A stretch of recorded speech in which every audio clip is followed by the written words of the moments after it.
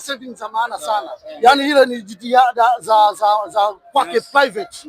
Lakini pia kwa upande wa Pacome kaweza kudrive, timu ilikuwa imelala, kaweza kudrive, kaonyesha kitu na hela watosi wameona kwamba waweze kumpatia, lakini kama kungekuwepo na ground nyingine ya mechi ya chini, kama ingekuwa tunamchagua mwingine ambaye kama man of the match kwa upande wa pili, yule wifi yetu anaitwa Rushaina kidogo kafanya kazi bonge la beki, lakini kitu ambacho niweze kusema kwa sababu nazungumza kama mpira, Rushaina kaonyesha kitu ambacho anacho private, kwa sababu forward za Yanga sio zile ambazo unaweza ukategemea kwamba unaweza ukarelax.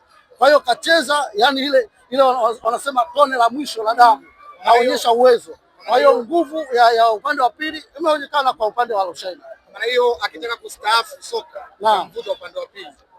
Sio akitaka kustaafu. Tumezungumzia pichi na mchezo jinsi ulivyokuwa kwa leo, kwamba kaonyesha kitu ambacho kipo.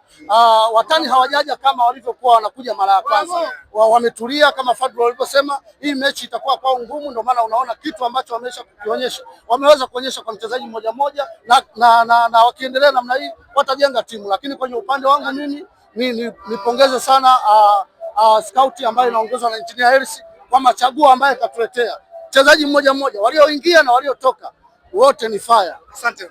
Pamoja sana.